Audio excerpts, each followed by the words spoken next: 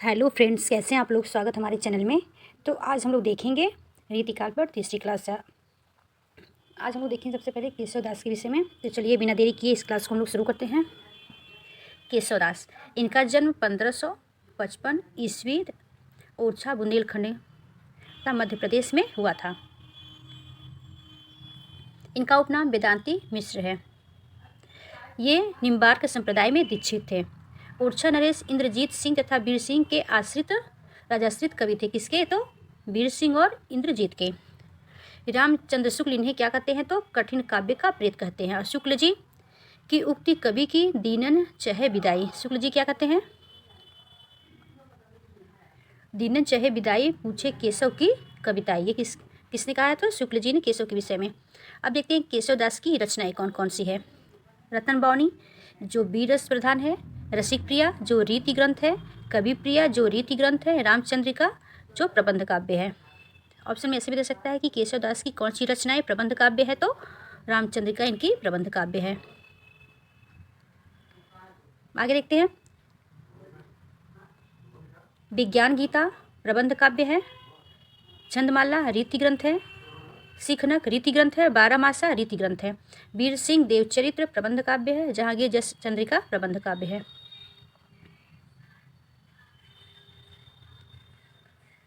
अब देखते हैं इनकी जो रचनाएं उसके विषय में। रतन बावनी में कुंवर रत्नसेन की वीरता का वर्णन है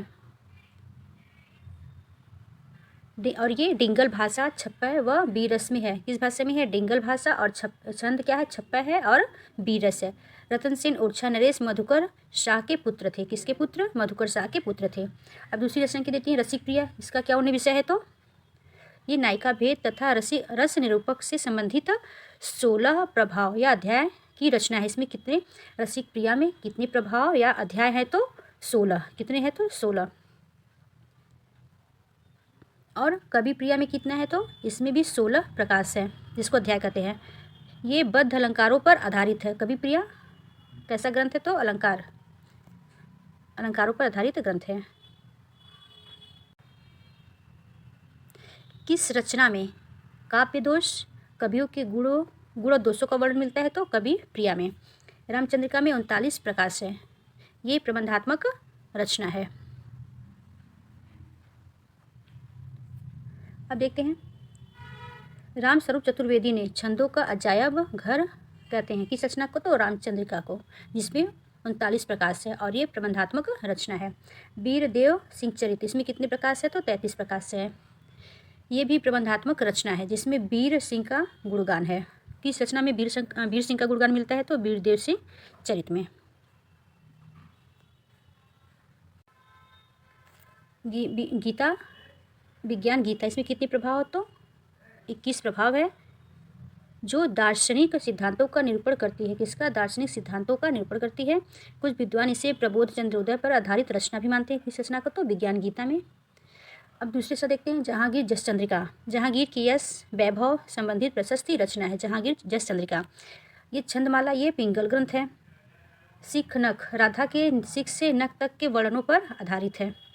बच्चन सिंह ने रसिक प्रिया को 1591 की रचना मानते हैं और कवि प्रिया को 1601 की रचना मानते हैं। रसिक प्रिया को 1591 और कवि प्रिया को 1601 की रचना मानते हैं।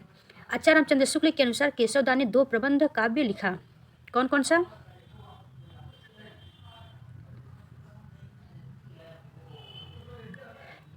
एक तो हो गया आपका वीर सिंह देवचरित, एक रामचंद्रिका। किसके अनुसार है? तो शुक्ल जी के अनुसार। ये दोनों प्रबंध काव्य हैं। शुक्ल जी रामचंद्रिका व कवि प्रिया दोनों का रचनाकाल 1658 विक्रमी संवत मानते हैं। रसिक प्रिया विक्रमी संवत 1648 की रचना है। नगेंद्र ने क्या माना है? नगेंद्र संपादित हिंदी साहित्य का इतिहास में केशवदास की रचनाओं का क्रम इस प्रकार है। रसिक प्रिया 1591, रामचंद्रिका 1601, कवि प्रिया 1601, रतन बावनी 1607 के लगभग, वीर सिंह देवचरित को 1607, विज्ञान गीता 1610, जहांगीर जस चंद्रिका को 1612 की ईस्वी मानती है। नगेंद्र जी ने जो संपादित हिंदी साहित्य के इतिहास में इन्होंने इनकी रचनाओं का कालक्रम यही माना है। तो केशव जी को पढ़ के समाप्त कर लिया है। अब देखेंगे दूसरे कवि चिंतामणि त्रिपाठी जी को देखते हैं। रामचंद्र शुक्ल के अनुसार विक्रमी संवत 1666 के लगभग, किंतु इनका कविकाल विक्रमी संवत 1700 है। शुक्ल जी ने 1666 माना है। हजारी प्रसाद द्विवेदी ने क्या माना है? 1609 ईस्वी मानते हैं। भगीरथ मिश्र इनका जन्म कब मानते हैं? तो 1609 ईस्वी मानते हैं, किंतु रचनाकाल 1640 से 1680 के बीच मानते हैं। नगेंद्र द्वारा संपादित हिंदी साहित्य के इतिहास ग्रंथ में इनका 1600 ईस्वी के लगभग माना है। अनेक विद्वानों के अनेक मत हैं। निष्कर्ष यही है कि 1609 ईस्वी माना है इनका सर्वमान्य। क्या जन्म तिथि? तो 1609 ईस्वी। और ये टिकवापुर जो कानपुर और उत्तर प्रदेश में स्थित है, इनका ये जन्म स्थली है। अब देखते हैं मतीराम भूषण जटाशंकर इनके भाई थे। किसके भाई थे? चिंतामणि जी के। इनकी रचनाएं कौन कौन सी है? रस विलास, छंद विचार, पिंगल, श्रृंगार मंजरी, कवि कुलकल्पतरु, कृष्णचरित, काव्य विवेक, काव्य प्रकाश, कवित्व विचार, रामायण इनकी महत्वपूर्ण रचनाएं हैं। ये गुलबर्गा के अकबर शाह तथा भोसला राज मकरंद शाह के आश्रय में रहकर रस छंद संबंधित ग्रंथों को भी लिखे। रस विलास रस विवेचन से संबंधित ग्रंथ है। श्रृंगार मंजरी नायक नायिका भेद ग्रंथ है। इनकी रचना देखते हैं। छंद विचार पिंगल कैसा है?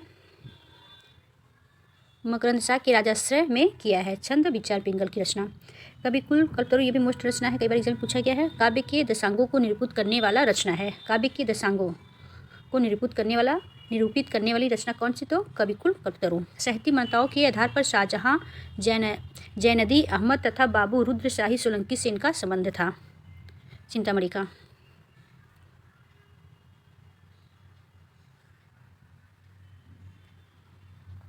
अब हम लोग देखते हैं दूसरे रचनाकार भिखारी दास को। इनके विषय में देख लेते हैं। इनका जन्म का कोई स्रोत नहीं मिलता भिखारी दास के। इनका रचनाकाल बच्चन सिंह के अनुसार 1734 से 1750 ईस्वी रहा है। रामस्वरूप चतुर्वेदी के अनुसार 1750। शुक्ल जी के अनुसार विक्रमी संवत 1785 से 1807 तक माना जा सकता है। आचार्य हजारी प्रसाद द्विवेदी के अनुसार 18वीं शताब्दी के मध्य मानते हैं। प्रतापगढ़ उत्तर प्रदेश के ग्राम टियोटा के निवासी थे ये। प्रतापगढ़ के राजा श्री पृथ्वी सिंह के भाई हिंदू पति के आश्रय में रहते थे।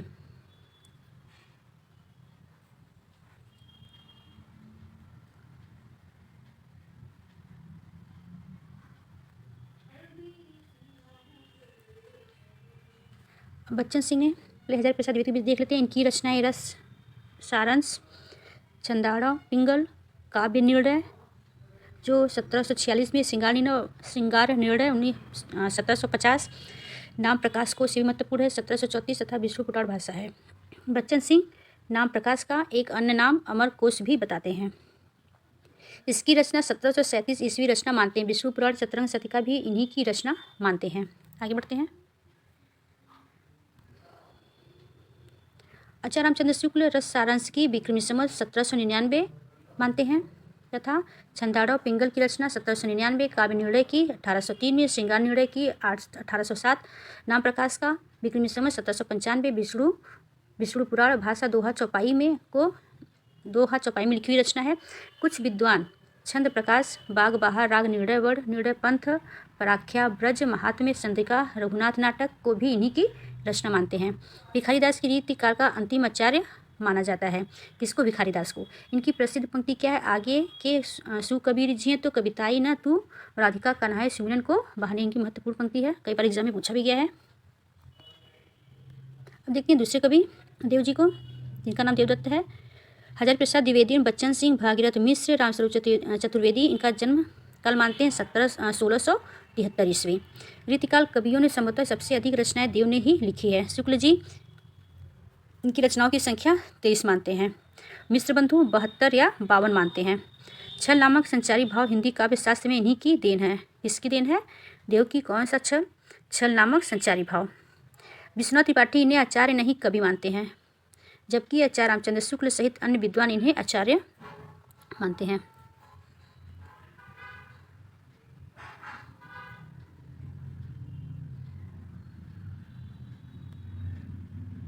अब देखते हैं रामचंद्र शुक्ल के अनुसार देव की कौन कौन सी रचनाएं हैं। इन्होंने 23 ग्रंथ माने हैं शुक्ल जी ने देव की। कौन कौन सी है वो? भावविलास अष्टयाम, भावविलास सुजान विनोद, प्रेम तरंग, राग रत्नाकर, कुशल विलास, देवचरित, प्रेमचंद्रिका, जाति विलास, रस विलास, काव्य रसायन या शब्द रसायन, सुख सागर, तरंग, वृक्ष विलास, पाव विलास, ब्रह्म दर्शन, पचीसी, तत्व दर्शन, पचीसी, आत्मदर्शन, जगत दर्शन, पचीसी। आगे आप लोग देख लीजिएगा। अब रामचंद्र शुक्ल के अनुसार देखिए इनके रचनाओं का विषय क्या क्या है, क्या माना है। अष्टयाम भावविलास को इन्होंने औरंगजेब के बड़े पुत्र आजम शाह को सुनाया था। भवानी विलास भवानी दत्त बैस के नाम पर, कुशल विलास कुशल सिंह के नाम पर लिखा। इन्होंने मर्दन सिंह के पुत्र उद्योत सिंह वैस के लिए प्रेमचंद्रिका बनाई। जाति विलास इन्होंने अपने यात्रा अनुभवों का उपयोग किया। जाति विलास में अपने यात्रा अनुभव का उपयोग किया। रस विलास में विक्रम संवत 1883 में राज मोतीलाल आश्रय के नाम पर लिखा। तरंग सुख सागर तरंग संगीत से संबंधित रचनाएं हैं। देव की प्रसिद्ध पंक्ति अभिधा उत्तम काव्य मध्य लक्षणाधीन महत्वपूर्ण है, इसको आप लोग पढ़ लीजिएगा। शब्द रसायन में काव्य विविधांगों का निरूपण है। इसमें तो शब्द रसायन में